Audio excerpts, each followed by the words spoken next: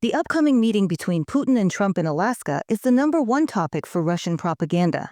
The Kremlin's main goal is to portray Ukraine and Europe as obstacles to reaching a peace agreement, and to present the negotiations as a diplomatic victory for Russia. And here, of course, the entire arsenal of Russian propaganda is being used. Lies, manipulation, and distortion of facts. What should we pay special attention to, and what is Putin really afraid of? Let's break it down.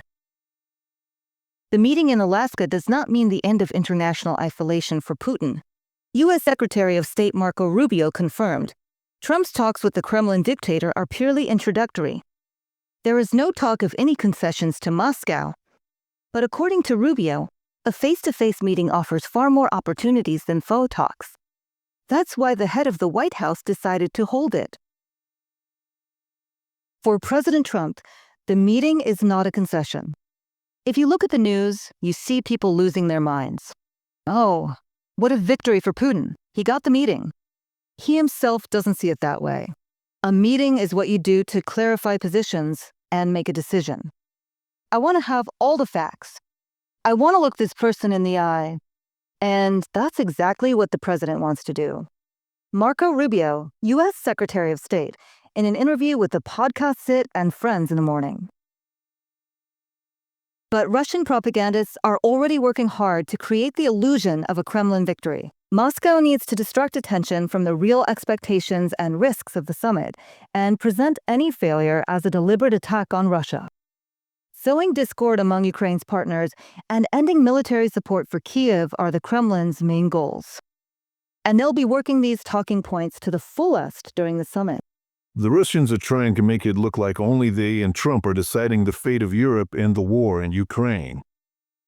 They're trying to act as if no other viewpoints exist. However, they're in for disappointment and unmet expectations. Trump doesn't see Russia as an equal, and the U.S. goal is to talk about the Arctic and Russia as a raw materials appendage.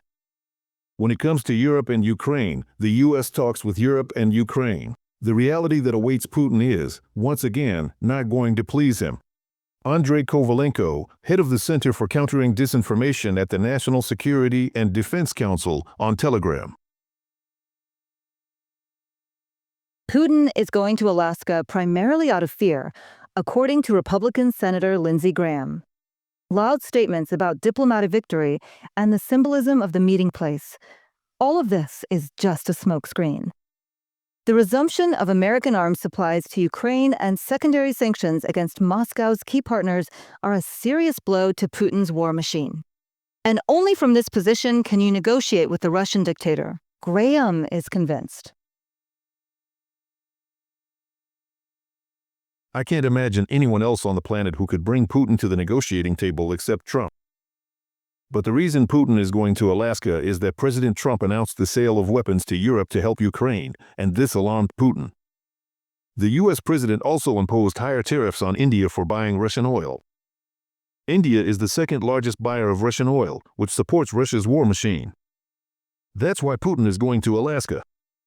Moscow, by agreeing to peace talks, is trying to avoid the sanctions that U.S. President Donald Trump has promised to impose. This is the opinion held by most European politicians.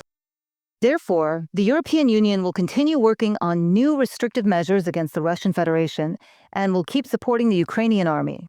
Moscow hopes that its offer of dialogue will help avoid U.S. sanctions.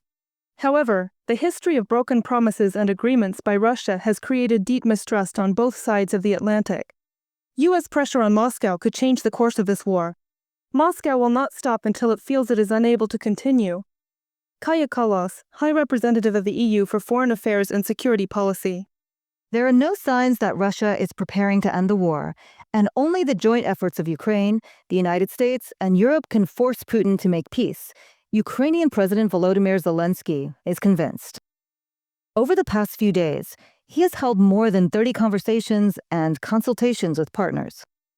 A visit to Berlin, a meeting with Chancellor Friedrich Merz, a video conference with European leaders and the President of the United States, and a meeting of the Coalition of the Willing. All of these are important steps on the path to a stable and lasting peace. A conversation between the President of the United States and Putin can certainly be important for their bilateral track. but they cannot make any decisions about Ukraine without us.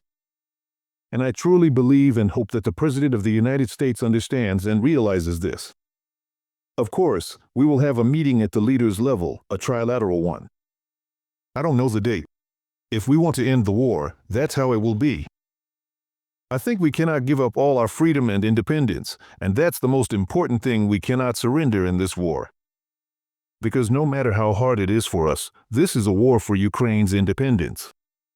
European leaders insist the path to peace in Ukraine cannot be determined without Kyiv, and Europe's security must not be put at risk. All peace negotiations must take place only under conditions of a ceasefire. Russia's aggressive war against Ukraine has far-reaching consequences for both European and international security. In Europe, there is a strong hope that President Trump will approach talks with Putin from this standpoint, and that he will also provide real security guarantees for Ukraine. We agreed that immediately after meeting with Putin, the US president will inform Volodymyr Zelenskyy and then also the European leaders. There is hope for peace in Ukraine. On the European side, we are united. From Germany's side, I am doing everything I can to seize any diplomatic opportunity to end this terrible war. An important point, which was made very clear by President Trump, is that territorial issues related to Ukraine can and will be decided only by the Ukrainian president. We support this position, and it was expressed very clearly by President Trump, and that is why it sets the tone for our future meetings. The issue of the occupied territories will be a key element in peace negotiations. It is inseparable from the guarantees of peace provided to the rest of Ukraine and Europe, and therefore it cannot be discussed without the Ukrainian president at the negotiating table.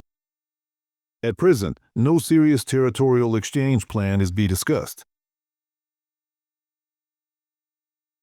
Since returning to the White House, President Trump has spoken with Putin by phone 4 times. He described these conversations as good and constructive. But every time, in response to any peace initiative, the Kremlin dictator answered with massive shelling of Ukrainian cities. But Putin understands the language of force much better. Many in Trump's inner circle say that the US president is able to detect even the slightest changes in his interlocutor's behavior that indicate they are lying. He himself once said the following, "Some people are just born to lie. I know it, and I can feel it." But his conversation partner in Alaska is a special case. The whole world has long known and sensed how Putin lies.